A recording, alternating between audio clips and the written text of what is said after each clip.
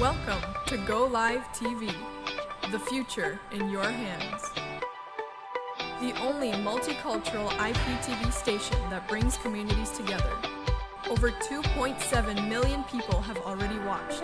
Go Live TV, anytime, anywhere.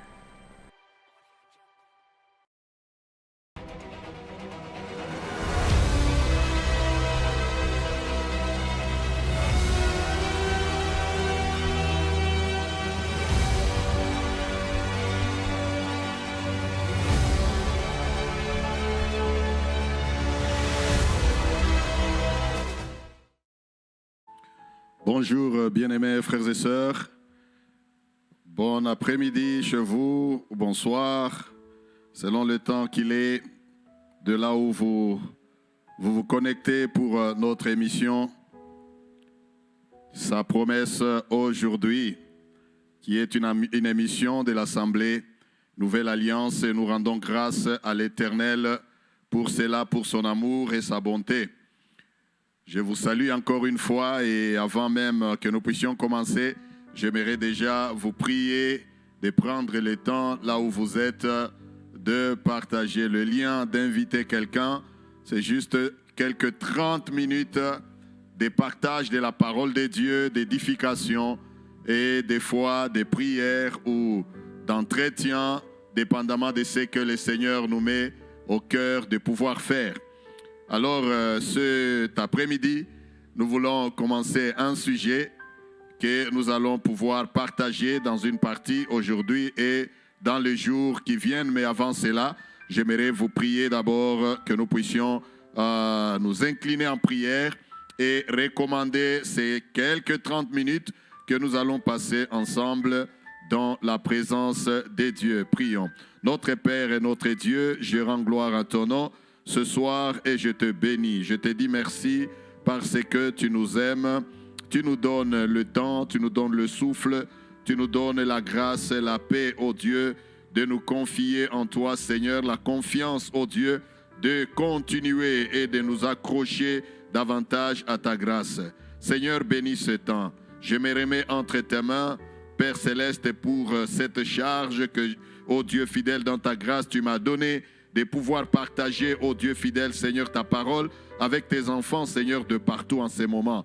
Je te bénis, ô Dieu fidèle, et je prie que tu m'utilises et que toute la gloire soit à toi et à toi seul, que je diminue, que toi tu croisses et que je disparaisse et que toi seul, Seigneur, tu apparaisses. Bénis, ô Dieu, tes enfants, bénis quiconque nous suit, ô Dieu, dans ta grâce, au nom de Jésus, notre Sauveur, nous avons ainsi prié. Amen.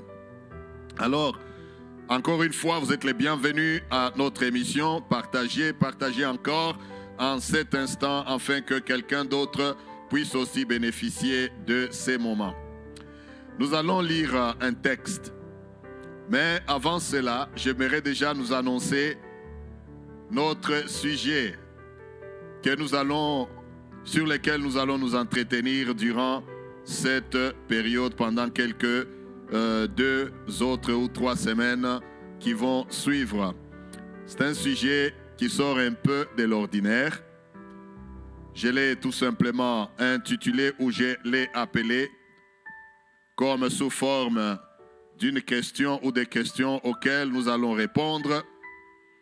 Comment savoir si tu es un chrétien distrait? Distrait, pas discret. Distrait. Comment savoir si tu es un chrétien distrait? La distraction. Nous allons en parler pendant ces quelques instants et dans la suite, j'aimerais que nous lisions sans plus tarder dans l'épître de Paul aux Colossiens, chapitre 2, Colossiens 2, je vais lire à partir du verset 5 jusqu'au verset 8. Colossiens 2, 5, Paul écrivant aux Colossiens, il dit car si je suis absent des corps, si je suis absent des corps, je suis avec vous en esprit. voyant avec joie le bon ordre qui règne parmi vous et la fermeté de votre foi en Christ. Ainsi donc, comme vous avez reçu le Seigneur Jésus-Christ, marchez en lui. Marchez en lui, étant enracinés et fondés en lui, et affermis par la foi, d'après les instructions qui vous ont été données, et abondez en actions de grâce. Verset 8. Prenez garde que personne ne fasse de vous sa proie par la philosophie et par une vaine tromperie, s'appuyant sur la tradition des hommes, sur les rudiments du monde et non sur Christ. Je relis le verset 8, il dit « Prenez garde que personne ne fasse de vous sa proie par la philosophie et par une vaine tromperie, s'appuyant sur la tradition des hommes, sur les rudiments du monde et non sur Christ. » D'habitude, de tels sujets, c'est des sujets rares. Nous essayons de parler de certaines choses sous une forme spirituelle. Nous pouvons parler de réveil, nous pouvons parler de la foi, nous pouvons parler de la course spirituelle, mais nous oublions parfois des petites choses qui rôdent, qui tournent autour des enfants de Dieu, surtout dans ce siècle présent, et qui nous plongent dans une certaine ou dans un certain sommeil spirituel, bien qu'étant chrétien. Ce verset nous parle un peu, ces quelques versets nous parlent un petit peu. L'apôtre Paul touche un peu des expressions un peu quelquefois attrayantes et que nous utilisons souvent dans le jargon des enfants de Dieu. Il commence par le verset 5 en disant « Si je suis absent des corps, je suis avec vous en esprit. » Je suis absent des corps, mais je suis avec vous en esprit. Cette expression, nous l'aimons beaucoup, beaucoup.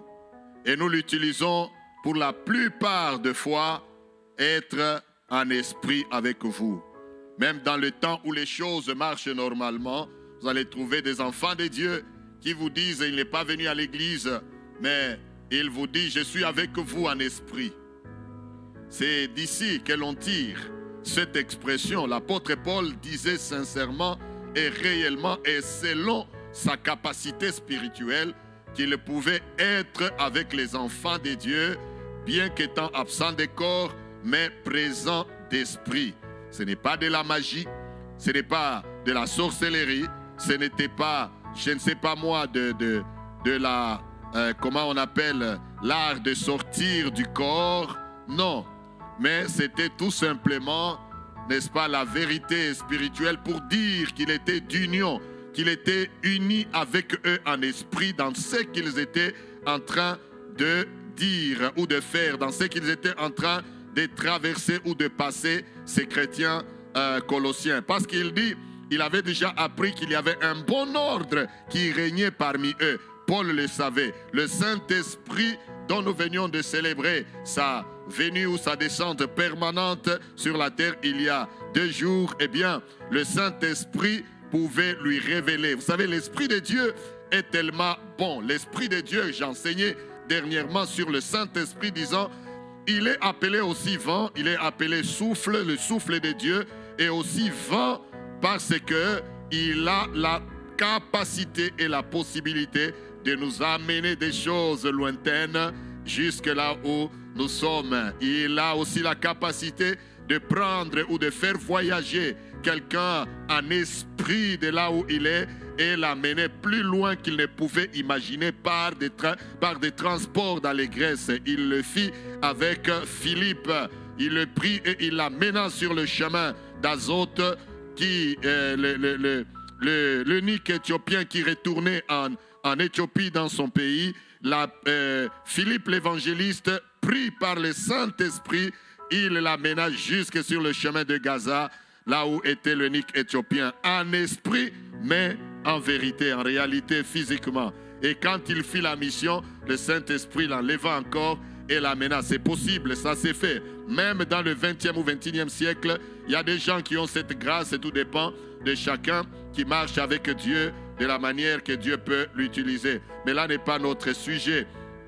Notre sujet est que l'apôtre Paul confirme ici, je suis absent des corps, mais je suis avec vous en esprit. Ce qui voulait dire que réellement il était connecté à ces enfants de Dieu. Il apprenait de la fermeté de leur foi en Christ. Et ainsi de suite. Mais ce qui m'intéresse, il leur dit au verset 8, prenez garde que personne ne fasse de vous sa proie par la philosophie et par une vaine tromperie. S'appuyant sur la tradition des hommes, sur les rudiments du monde et non sur Christ. Donc, il est possible que l'on soit une proie de quelqu'un, d'un philosophe ou d'une personne qui, professant la foi ou professant apparemment Jésus-Christ, eh bien, il embarque de gens distraits qui deviennent sa proie par une philosophie, par une idéologie ou par une pensée quelconque. Bien-aimés, il faut que nous parlions, surtout en ces temps, au temps pareil. C'est pourquoi je prends tout mon temps d'expliquer et je prendrai tout mon temps d'expliciter, peu importe ce que ça peut nous prendre, mais il y a des choses importantes qui nécessitent d'être couvertes pendant cette période. La distraction. Vous savez, dans la vie chrétienne, nous allons de niveau à niveau en ascendant dans la foi. Nous montons d'une gloire à une autre, d'une victoire à une autre, d'un niveau de foi à un autre niveau de foi. En cela, nous grandissons spirituellement. Mais il y a aussi des niveaux de descente dans la vie de chaque enfant de Dieu. Il y a des niveaux de descente. Tu peux commencer par la foi et après, le pas prochain devient un pas, n'est-ce pas, de distraction. Après le pas de distraction, je parle maintenant en descendant. Après le pas de distraction, vient le pas du sommeil spirituel. Et après le pas du sommeil spirituel, si tu continues à descendre, tu descends jusqu'au pas de l'incrédulité. C'est comme ça que l'on voit ou de léthargie spirituelle. C'est comme ça que l'on voit quelqu'un qui était ou d'apostasie. Donc, je répète, vous pouvez être distrait de la distraction au sommeil, du sommeil, n'est-ce pas, à l'incrédulité ou à la léthargie spirituelle ou à l'apostasie. Un apostat devient quelqu'un qui a fait commencer dans la foi, maintenant il ne croit plus en rien. Ça existe. Il y a des gens pareils. Il avait commencé, on vous le montre que tel, celui-là ou celui-ci, que vous voyez, il fut un grand homme de Dieu. Dieu l'a utilisé. Dieu a marché avec lui.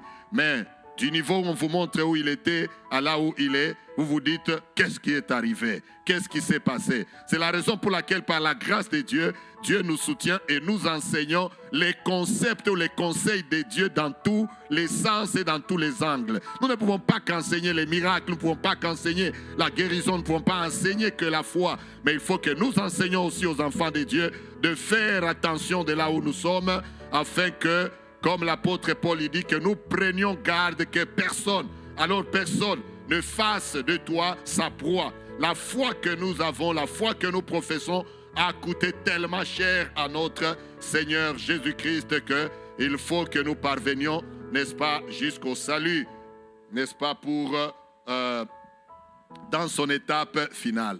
Permettez que j'aille un peu en disant ceci. Être distrait, c'est souffrir des manques d'attention.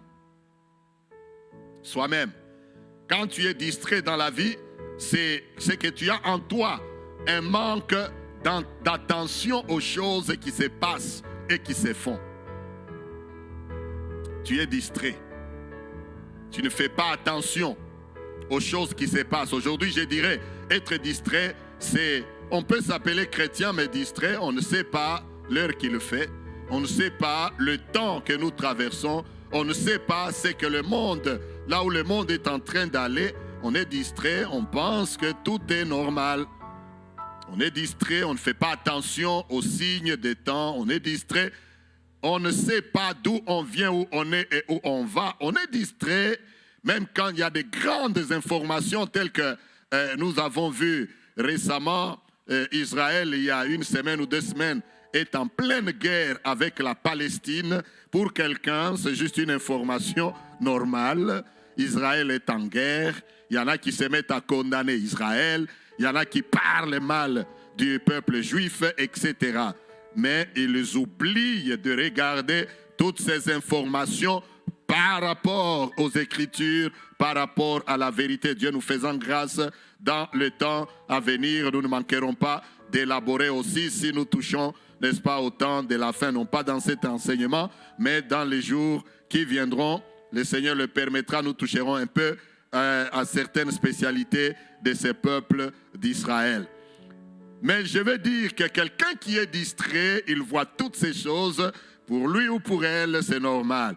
Il vient d'y avoir un grand volcan qui a touché, qui a tué des dizaines de gens, qui a démoli des maisons dans la ville de Goma. Que le Seigneur fortifie nos bien-aimés frères et sœurs qui sont à Goma, chez nous dans la République démocratique du Congo. Que le Seigneur les soutienne. Nous prions vraiment que Dieu puisse les aider, ceux qui ont perdu ou ceux qui pleurent. Mais tout ça sont des catastrophes naturelles. Personne n'a orchestré cela, personne n'a commandité cela, personne n'a créé cela. Bien sûr, en tant que nation, on peut chercher à blâmer à gauche et à droite, ceci, cela, etc. Mais en réalité, c'est une catastrophe naturelle. La Bible en parle. Toutes ces choses, si nous sommes distraits, nous fermons les yeux, nous pensons que le temps est normal. C'est pourquoi Dieu veut que nous puissions parler de ces choses. Être distrait, c'est souffrir de manque d'attention. Frères et sœurs, en tant qu'enfants de Dieu, nous ne devons pas souffrir de manque d'attention. Être distrait aussi, je dirais, c'est aussi manquer d'intérêt à quelque chose. Quand on manque d'intérêt à quelque chose, on est distrait. Si tu regardes le match et que tu n'y mets pas d'intérêt, tu t'étonnes, tu sursautes seulement quand il y a un but. Mais comment on est arrivé à marquer le but, ça te surpasse parce que tu étais distrait. Être distrait, c'est aussi avoir un cœur fermé à quelque chose. Tu avais bien commencé, ton cœur était ouvert aux choses de Dieu, ton cœur était ouvert à la parole de Dieu, ton cœur était ouvert à la prière, ton cœur était ouvert à la communion fraternelle, mais maintenant, tu deviens distrait quand ton cœur devient fermé aux choses de Dieu. Surtout en ce moment où nous traversons un temps où beaucoup de choses ne contribuent plus, n'est-ce pas, à ce que à notre croissance ou à notre vie spirituelle ou à notre foi. Beaucoup de gens ont maintenant un cœur fermé aux choses de Dieu, un cœur fermé à l'évangile, un cœur fermé à la communion fraternelle parce que le monde ou la situation dans laquelle nous sommes nous y dispose déjà. Que Dieu nous aide. Et enfin, je pourrais aussi dire, avant de passer à autre chose, être distrait, c'est aussi être tolérant. On devient tolérant, on est distrait. Ce que Dieu a dit de ne pas faire, on le fait facilement, on est distrait. On devient tolérant dans la vie et même dans la foi que l'on professe. C'est la raison pour laquelle l'apôtre Paul parle aux chrétiens. Ici, il dit, prenez garde que personne ne fasse de vous sa proie par la philosophie et par une vaine tromperie s'appuyant sur la tradition des hommes, sur les rudiments du monde et non sur Christ. Ça veut dire que nous devrions vivre appuyés sur Christ dans tout ce que nous sommes. Alors, avançons un petit peu. Je vais donner quelques caractéristiques. C'est là où va se fonder plus mon message. Les traits caractéristiques du chrétien qui est distrait. Les traits caractéristiques d'un enfant de Dieu qui souffre de la distraction. Les traits caractéristiques d'un enfant de Dieu qui est, n'est-ce pas, dont le cœur est fermé aux choses, qui n'est plus sensible à quelque chose, qui manque d'intérêt, qui ne fait plus attention. La première des choses que j'aimerais souligner dans le temps que j'ai aujourd'hui, c'est qu'un enfant de Dieu, n'oubliez pas, j'ai donné des étapes. Lorsque nous montons, il y a des niveaux. Nous allons de gloire en gloire, de victoire en victoire. Mais lorsque quelqu'un aussi commence à descendre, il peut partir, ça ne commence pas tout de suite. Tu te retrouves, tu deviens, c'est pas moi, un apostat. Non, on commence petit à petit, on est distrait, on est plus sensible aux choses. On ne fait plus attention à quelque chose. Eh bien, demain, on dort spirituellement. On est complètement endormi on est en plein profond sommeil spirituel. Et de là, on devient apostat ou on devient incrédule. On devient incrédule. Ça existe, ces choses. Que vous lisiez la Bible, que vous lisiez même l'histoire de l'Église. Quand je dis le terme apostat, ça me rappelle même le mot un père, un certain homme appelé Julien l'apostat dans l'histoire de l'Église. Ça me rappelle aussi, dans l'histoire de l'Église, toujours, je vais revenir aux traits caractéristiques. Dans l'histoire de l'Église, ça me rappelle un homme de Dieu puissant à qui nous faisons souvent allusion. Je fais souvent allusion dans certains de mes messages parce qu'il m'a marqué en étudiant l'histoire de l'Église. Cet homme était disciple de Jean. Il était disciple de Jean. La Bible ne parle pas forcément de lui, mais les historiens de la parole de Dieu pensent que il était, étant le disciple de Jean, il est celui dont la Bible parle dans le livre d'Apocalypse comme étant l'ange de l'église de Smyrne. Eh bien, cet homme, je vais vous citer son nom dans quelques instants, mais cet homme, il était fort, il était disciple de Jean. Il est la première génération après les apôtres, bien qu'eux, ils ne sont pas mentionnés. Il s'appelle Polycarpe de Smyrne.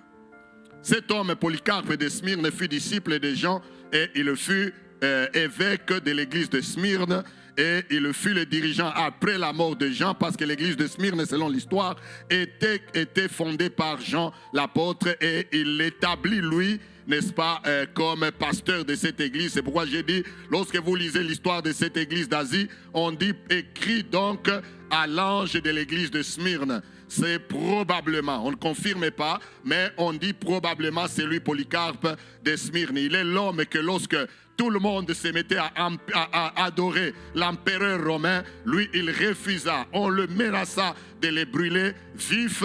Eh bien, il s'est dit, 86 ans, j'ai servi Jésus-Christ et il ne m'a fait aucun mal.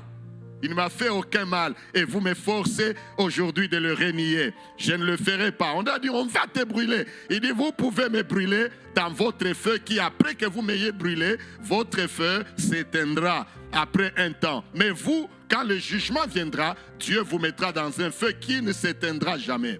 Et à la fin, il fut quand même brûlé vif. Pourquoi j'ai cité cet homme? Parce que lorsque nous parlons de l'apostasie, beaucoup de gens en son temps déjà, lui il était resté éveillé. Mais beaucoup de gens tombaient dans l'apostasie. Beaucoup de gens étaient en train, n'est-ce pas, de négliger, de faire, comme je l'ai dit tout à l'heure, ils étaient en train de manquer d'intérêt aux choses de Dieu, de souffrir de manque d'attention. Ils étaient devenus des chrétiens avec un cœur fermé aux choses de Dieu, mais pas lui. Un jour, on raconte l'histoire que Polycarpe de Smyrne arriva avec son disciple aussi, quelqu'un avec qui il travaillait. Ils arrivent dans une maison. Eh bien, ils étaient assis. Lorsque quelqu'un d'autre est venu, un monsieur, une troisième personne, arrive dans cette maison-là, Polycarpe sent en lui qu'il devrait quitter cette maison-là. Il dit à son disciple, il dit, quittons vite, partons, parce qu'un fils de la perdition est entré dans ce bâtiment. Sortons, parce que le jugement va tomber sur lui. c'était un homme qui était devenu apostat, qui était devenu pécheur. Polycarpe est son disciple, à peine qu'il venait de sortir, parce qu'il a eu la sensibilité. Ils sont sortis et on raconte dans cette histoire que l'immeuble, le bâtiment s'écroula sur le monsieur qui était devenu apostat. Mais lui, il fut sauvé parce qu'il était sensible aux choses de Dieu. Les traits caractéristiques du chrétien distrait, premièrement, je vais parler juste pour cet après-midi dans quelques instants. Un chrétien distrait cherche à plaire aux hommes. C'est le premier trait caractéristique. Tu deviens distrait, tu commences à être distrait lorsque tu commences à plaire aux hommes, à chercher par tous les moyens. Au lieu de plaire à Dieu, tu te mets à plaire aux hommes. Paul dit quelque part, il dit « Malheur à moi si je plaisais encore aux hommes ». Bien-aimé, le Seigneur m'a donné ce message lorsque je regarde, y compris nous-mêmes, les prédicateurs, les serviteurs de Dieu. Nous sommes tous aujourd'hui travaillant à travers des réseaux sociaux, mais nous voyons que pour la plupart des fois, nous sommes devenus distraits. Il y a des gens qui deviennent de plus en plus sensibles à leur apparence physique, sensibles aux choses qui nous entourent, mais insensibles aux choses de Dieu. Les hommes actuels de ce siècle aiment ou aimeraient mieux, n'est-ce pas, plaire aux hommes plutôt que plaire à leur Créateur. Nous allons voir un exemple tout à l'heure. Mais je disais, si j'ai cité aux réseaux sociaux, je ne dis pas que c'est mauvais parce que ça nous aide dans les bons côtés. Comme je suis en train de prêcher maintenant, c'est par des réseaux sociaux que vous pouvez suivre ce message à n'importe quel moment. Mais lorsque maintenant on devient attaché à sa propre image, on devient attaché à sa propre apparence, on devient attaché, surtout nous sommes dans des siècles aujourd'hui de likes et de souscrivez, likez, etc., commentez. Oh là là, lorsque tu es là à connecter seulement, regardez, n'est-ce pas, nous sommes devenus sensibles plus aux commentaires des gens. Nous sommes devenus sensibles plus à combien de views, combien de likes on a reçus lorsqu'il y a eu un travail quelconque. Mais dans tout cela, nous ne cherchons plus qu'est-ce que le Seigneur like également. Nous ne cherchons plus qu'est-ce que le Seigneur, n'est-ce pas, a comme commentaire dans ce que nous sommes et dans ce que nous faisons. Je ne dis pas qu'il ne faut pas liker, même quand je parle ici, si tu likes, tu cliques, c'est bien. Mais moi, quand je veux maintenant aller regarder la même vidéo, il ne faut pas que je sois sensible à cela. C'est ça que je suis en train de dire. Parce que ça devient une distraction à beaucoup de gens. Tu mets ta photo, ton image, tu veux savoir combien de gens aiment. Oh, si nous avions la même sensibilité à vouloir plaire à Dieu, savoir si notre Dieu aime ce que je suis en train de faire, si Dieu est plu, si Dieu se plaît à ce que je suis en train de faire et de dire maintenant, et ma façon de marcher maintenant, oh, nous serions des amis de Dieu, nous serions des enfants de Dieu qui lui plaisent à tout point de vue. Chercher à plaire aux hommes. Il y a une histoire dans la Bible que je trouve et par laquelle je veux pouvoir m'arrêter aujourd'hui. Si vous êtes avec moi dans votre Bible, vous pouvez l'ouvrir dans 1 Roi au chapitre 22. Il y a une histoire merveilleuse. Elle est longue, mais si nous ne la finissons pas, eh bien, je pourrais y toucher si Dieu le permet. Regardez comment ces choses se passent. Bien aimé, la distraction, les traits caractéristiques de la distraction, même nous, même vous êtes serviteurs de Dieu, vous cessez de plaire à Dieu, vous commencez à vouloir plaire aux hommes, vous risquez d'être entraînés jusque dans la mort, qu'elle soit spirituelle et même une mort physique. 1 Roi chapitre 22, je vais lire en expliquant réellement. On dit, dans quelques minutes, on resta 3 ans sans qu'il y eut guerre entre la Syrie et Israël. La 3e année, Josaphat, roi de Juda, descendit auprès du roi d'Israël. Le roi d'Israël dit à ses serviteurs, savez-vous que Ramoth en Galade est à nous? Et nous ne nous inquiétons pas de la reprendre des mains du roi de Syrie. Une bonne intention. il se réveille, il dit, nous sommes distraits. Ramoth en Galade nous appartient. Mais nous ne nous inquiétons pas. Nous ne nous inquiétons pas d'aller, n'est-ce pas, nous battre pour la reprendre de la main du roi de Syrie. Et il dit à Josaphat, veux-tu venir avec moi attaquer Ramoth en Galade? Josaphat répondit au roi d'Israël, nous irons, moi et toi, mon peuple comme ton peuple, mes chevaux comme tes chevaux. Puis Josaphat dit au roi d'Israël, consulte maintenant, je te prie la parole de l'Éternel. Le roi d'Israël assembla les prophètes au nombre d'environ 400 et leur dit, irai-je attaquer Ramoth en Galade ou dois-je y renoncer? Et ils répondirent, monte, et le Seigneur la livrera entre les mains du roi, etc. Je continuerai parce que notre temps est presque fini. C'était juste une session d'introduction, mais nous entrerons en profondeur par rapport à ce premier point. Un homme distrait, un chrétien distrait, les premiers traits qui le caractérisent, c'est de cesser de plaire à Dieu. Il se met à plaire aux hommes. Ici, dans cette histoire, nous voyons les prophètes. Nous les verrons la semaine prochaine. Et à la session prochaine, je vais aller en profondeur. Des prophètes qu'on réunit avant d'aller en guerre. Parce que nous avons longtemps été distraits. Nous voulons aller récupérer Ramoth en Galade. Mais le roi Josaphat, qui était ami au roi Akaz, il vient et lui dit, voilà, consulte quand même les prophètes. En les consultant, eh bien, tous à l'unanimité, ils ont donné la même parole, mais qui était fausse, parce qu'ils étaient en train de vouloir plaire au roi. Nous y reviendrons. Je vais m'arrêter là, parce que notre temps est fini. Ils cherchaient à plaire aux hommes. C'est là que nous reprendrons la semaine prochaine. Comme je l'ai dit, souvent nous n'avons que 30 minutes, et quand ces 30 minutes finissent, eh bien, nous devons arrêter pour laisser place à d'autres choses dans ces studios. Je vais m'arrêter là pour ce soir. Que le Seigneur vous bénisse. Je reviendrai à partir de là où nous avons arrêté pour continuer. Je vais juste prier. Père, nous te bénissons pour, ô Dieu fidèle, ces temps, pour cette série que nous venons, ô Dieu fidèle Seigneur, d'introduire et que nous allons poursuivre et continuer dans les jours, ô Dieu fidèle, qui viennent, que tu nous donneras. Ma prière élevée de mon cœur est que déjà tu bénisses cette partie. Aide-nous, Seigneur, à ne pas manquer d'intérêt aux choses de Dieu. Aide-nous, Seigneur, à ne pas être pris en proie, ô Dieu fidèle, par la philosophie de quelqu'un. Aide-nous, Seigneur, à marcher, ô Dieu, de la manière que toi tu veux.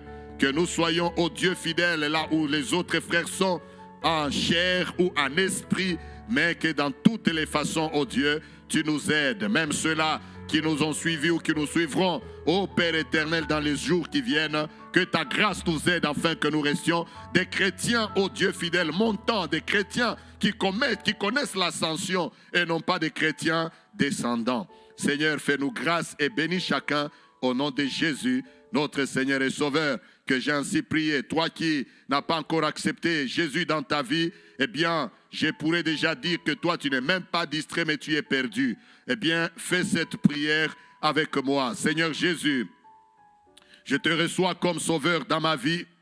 Je t'accueille. Sois désormais mon maître. Pardonne mon péché. Efface mes transgressions. Remplis-moi de ton esprit et marche avec moi désormais.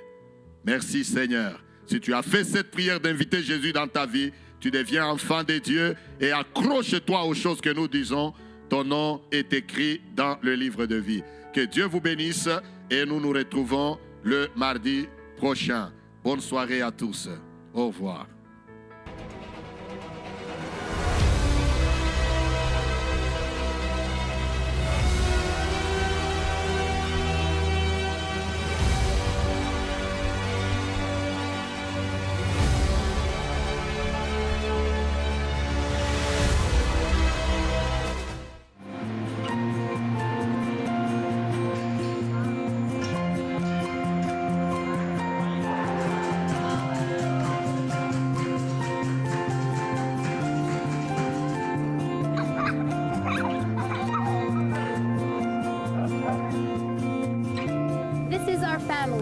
this is our life.